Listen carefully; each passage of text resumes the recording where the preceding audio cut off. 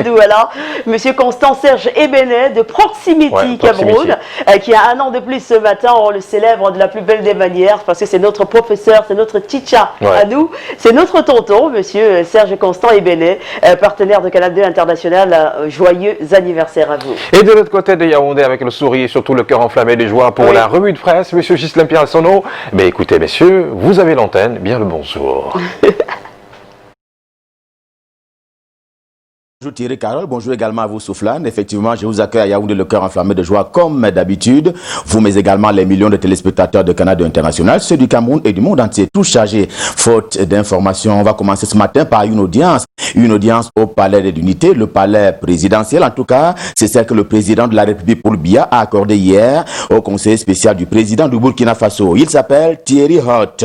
Il a été reçu par Paul Biya au centre des échanges, la coopération entre les deux pays, le pays des hommes intègres et le Cameroun. L'excellence des relations caractérise cette coopération, a donc déclaré l'hôte du président à l'occasion de cette audience et au sortir de laquelle il a donc fait une déclaration. Cameroun Tribune, le quotidien camerounais à capitaux publics, le souligne d'ailleurs ce matin à deux mains. Jour des résultats pour ce qui est du BEPC, subrepticement, le verdict qui tombe sur l'ensemble du pays, eh bien, on part d'une région à une autre. La région de l'Ouest a déjà fait le plein d'œufs, les autres régions lui emboîtent le pas et ce sera de façon continue. En tout cas, l'heure est au dernier réglage pour parler ainsi des résultats de BEPC session de 2020, une session à tout le moins ordinaire mais extraordinaire en vertu de la pandémie du coronavirus qui sévit et qui a d'ailleurs vu le gouvernement de la République quelque peu remodeler l'année scolaire. Il ne faudra plus un concours de patience pour les familles. En tout cas, en l'état actuel des choses, la société, toute la société camerounaise vit les résultats du BPC comme elle vivait la violence bancaire sur ses usagers il y a quelques temps encore. Pendant Chia en kiosque ce matin est à ses côtés pour dire le mal et dénoncer la vulnérabilité justement des services, en tout cas des clients des banques camerounaises. L'éducation financière est au cœur des préoccupations du journal. Le service minimum garanti en question, l'ouverture d'un compte bancaire et sans paiement, la délivrance du relevé d'identité bancaire aussi. Ajouter à cela l'attestation de non-redevance au rang donc de services déterminés et qui sont portés à être gratuits pour ce qui est des services bancaires au Cameroun, au terme justement d'un arrêté qui a été signé en janvier 2011 par le ministre en charge des finances de l'époque. Le journal fait un peu le point ce matin, fait le point de l'exécution de cet arrêté ministériel qui institue donc les services gratuits minimalement parlant pour ce qui est des services bancaires. L'économie quotidienne parle aussi de transparence financière, prétexte et prix du lancement hier à Yaoundé de la plateforme du Comité national économique et financier. Eh bien, c'est un projet qui s'en va être vulgarisé. Il met d'ailleurs en connexion les acteurs économiques du Cameroun pour que rien, mais alors rien, ne soit plus un tabou. Jadis tabou, ils ont désormais voix au chapitre. Les praticiens camerounais rentrent dans le système de santé publique comme s'ils y étaient totalement depuis avant. Eh bien, l'examen de leurs activités est en cours de téléchargement.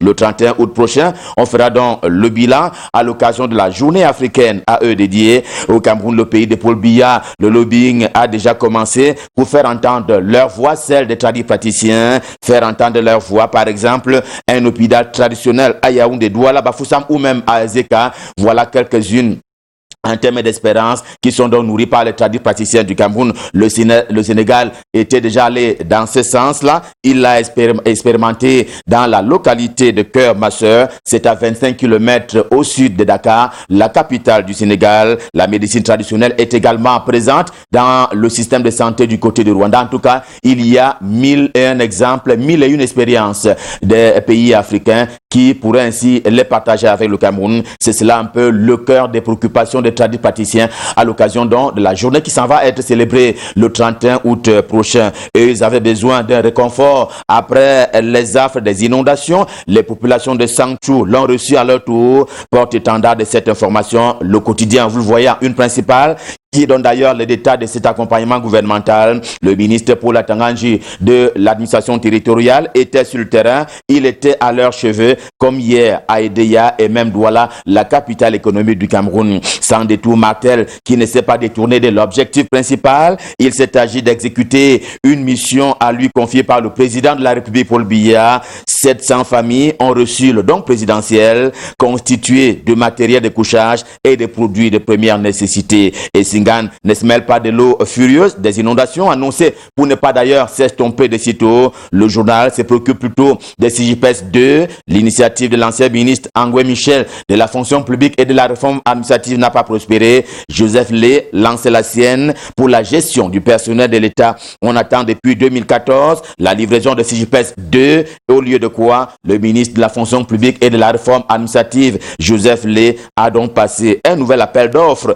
pour réaliser un autre système informatique dans le cadre de la gestion du personnel de l'État. L'œil du Sahel en kiosque fait un parallèle avec les balbutiements qu'il observe justement dans la mise en œuvre du processus de décentralisation au Cameroun. Le processus est populaire, mais n'a toujours pas été démocratisé. L'État central tient toujours la corde, la chèvre n'a pas retrouvé sa liberté, le transfert des compétences est effectif, mais à un pourcentage agricole. Les communes en redemandent, certaines sont prêtes, y compris en matière de ressources humaines. Alors, qu'est-ce qui coince? En tout cas, la réponse est contenue dans le journal L'œil du Sahel, édition de ce jour. L'œil du Sahel qui accuse et réaccuse d'ailleurs le ministre de la décentralisation et du développement local. Le quotidien Mutation de Gab, Georges Alain Boyemont, en veut pour illustration la fronde naissante entre le préfet du Noun et madame le maire de la commune de Fumbane. L'élu local veut créer une police municipale, l'autorité administrative s'y oppose et il n'y a pas que cela. La création aussi d'un syndicat de communes dans le département du Noun est une autre pomme de discorde entre les deux autorités. C'est donc parti pour un long match entre le préfet du Noun et madame le maire de Fumbane. Il y a longtemps que lui court pour parler ainsi du chômage technique qui est rentré dans les mœurs des Camerounais depuis notamment le déclenchement de la Covid-19, diapason de l'ancien comyope et même malentendant, les chiffres sont assourdissants. Le chômage se porte plutôt bien au Cameroun après des licenciements et le chômage technique qui cavale. Eh bien, Issa Chiroma Bakari, le ministre de l'Emploi et de la formation professionnelle, il était prolixe quand il était ministre de la Communication. Sur ces faits, il perd de la voix. C'est d'ailleurs ce qui provoque la colère de François Mboké, le directeur de publication du journal Diapason en kiosque. De la colère émise également par le soir Triebdo en kiosque. C'est juste à titre de relais l'expression de celle-ci, de la colère et du peuple Mbororo du Cameroun. Il est donc réuni autour d'une organisation à tout le moins structurée. Il refuse ainsi l'avilissement qui lui est imposé par un groupuscule. Eh bien, la politique le divise et il n'y a pas que des leaders de partis politiques pour le faire. Il y a également certains membres de la société civile. Voilà ce qui est décrié par le jour. Que dis-je? Par le soir ce matin. De son côté, Jean-Michel Nietzsche rejoint le professeur Maurice Kamto dans la résilience, mieux la résistance face à l'idée de tenir des élections régionales très bientôt au Cameroun. Le député SDF acquiesce le lancement des marches et des protestations du professeur Maurice Kamto, le leader du MRC, le mouvement pour la renaissance du Cameroun. Si jamais Paul Biya convoque le corps électoral sans résoudre toute la crise anglophone et sans réformer totalement le système électoral. The Guardian Post, quotidien camerounais d'expression anglaise au siège imposant, s'est assis sur le même dossier en guise d'examen de fond. Il y trouve un intérêt particulier. La vérité selon lui, c'est qu'il y a quelque chose à faire avant les élections régionales dans le sens d'améliorer le code électoral et de façon consensuel, je souligne consensuel. Dans la politique toujours, le quotidien Le Messager de Jean-François Chanon clame que la commission Pité Amafani Moussonga, du nom de l'ancien Premier ministre, qui est aujourd'hui président de la commission de discipline du RDPC, Rassemblement démocratique du peuple camerounais, tient avec elle la hache et la machette. Elle va couper les têtes et pieds des militants jugé récalcitrant en attendant le verdict d'ici le week-end prochain. En tout cas, le journal tient ainsi déjà lui entre les mains le sort des incriminés. Il affiche d'ailleurs la photographie d'un d'entre eux, à savoir Charles Atanganamanda, déjà passé devant la commission pour s'expliquer au même titre que toutes les autres parties incriminées. Tout compte fait, ce tribunal est déjà débouté par Info Matin de 2020. Il n'y trouve aucune opportunité. Le conseil de discipline aujourd'hui du RDPC peut laisser traverser certains militants populaires. Cela réduirait la force du parti présidentiel. Imaginez Saint-Éloi Bidon de l'autre côté et les autres. Eh bien, cela pourrait coûter cher au RDPC. Dixit, Info Matin, un kiosque sur place à Bafoussam, la capitale de la région de l'Ouest du Cameroun. Les personnes intéressées gardent rivés les yeux sur le tribunal militaire. Elles attendent que le droit soit dit et la loi opposée à une gendarmette. Elle s'était rendue présumée tueuse d'un citoyen camerounais. L'attente s'est fait longue. Le quotidien bleu s'impatiente. Eh bien, il est question de suivre pas à pas ce qui se passe au tribunal militaire à propos de cette affaire. Sauf miracle, le quotidien bleu suivra cette affaire jusqu'au bout. Canal Express de Samuel Manzon est également en kiosque. Son cœur bat pour cette dame. Vous allez le voir en deuxième une. La quarantaine sonnée, elle guérit et délivre par l'eau. Et rien que l'eau de source, ce n'est pas comme Jésus, mais elle fait des miracles, explique encore le journal Canal Express, édition de ce jour. Revue de presse, Made in Cameroun, stop fin. Le cœur enflammé de joie, nous vous avons servi. On prend rendez-vous pour demain quand il sera 7 h et ce sera avec plaisir que nous serons là. Question, bien entendu, de vous servir. Nous repartons du côté des Douala pour retrouver le duo de choc.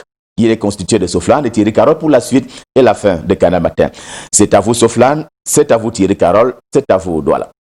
Merci, M. Gilles Pierre-Sonneau. Et nous allons tout de suite traverser les frontières et parler de l'Afrique. Oui, finalement, une bonne nouvelle pour l'Afrique, mon soleil. Oui, l'Organisation mondiale de la santé a certifié hier que le continent africain était exempt de poliovirus sauvage. 4 ans après l'apparition des derniers cas dans le nord-est du Nigeria, région dévastée par un conflit contre les djihadistes de Boko Haram.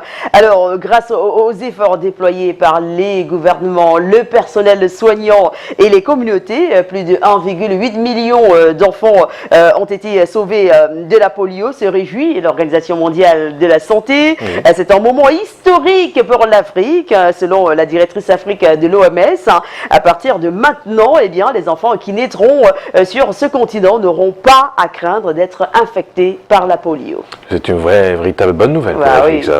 Allez, traversons pour nous rendre du côté du Burkina Faso. Oui, au Burkina Faso, les députés ont adopté hier un projet de loi pour modifier le code électoral en vue des prochains scrutins.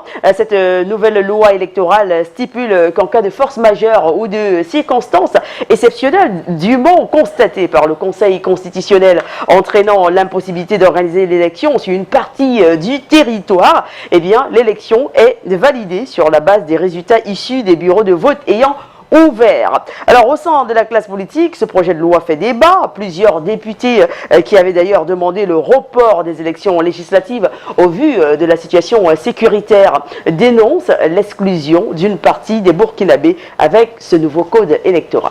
Refermons cette brève à l'international avec la Côte d'Ivoire. Oui, en Côte d'Ivoire, l'ancien président Laurent Gbagbo est bel et bien radié de la liste électorale ivoirienne. La justice a confirmé la décision de la commission électorale indépendante rendue la semaine dernière. Aucun recours n'est possible devant une juridiction ivoirienne. N'étant plus électeur, il ne peut être candidat sauf coup de théâtre majeur. Donc, eh bien, une éventuelle candidature de Laurent Gbagbo à la présidentielle du 31 octobre prochain relève de l'impossible. La raison de cette radiation est la condamnation de Laurent Gbagbo en son absence par la justice ivoirienne à 20 ans de prison dans l'affaire dite du braquage de la BCAO. Merci beaucoup, mon amour Soflan. C'est un passionné de 13 minutes et également ce jour, on va souhaiter un joyeux anniversaire à une dame qui est fan de Canal Matin. Eh bien, c'est Madame Guimatio Marie Sidonie. Madame Guimatio Marie Sidonie, vous résidez du côté du quartier Vallée, c'est à Bafou par Tchang. Eh bien, joyeux anniversaire à vous. Et notre collègue qui vous fait rire tous les dimanches sur les antennes de Canal 2 International, tous les samedis, j'allais dire, sur les antennes de Canal 2 International, eh bien, c'est le marabout, le professeur Aïna, oui, de Comédie Presse, qui a 1 an de plus ce matin.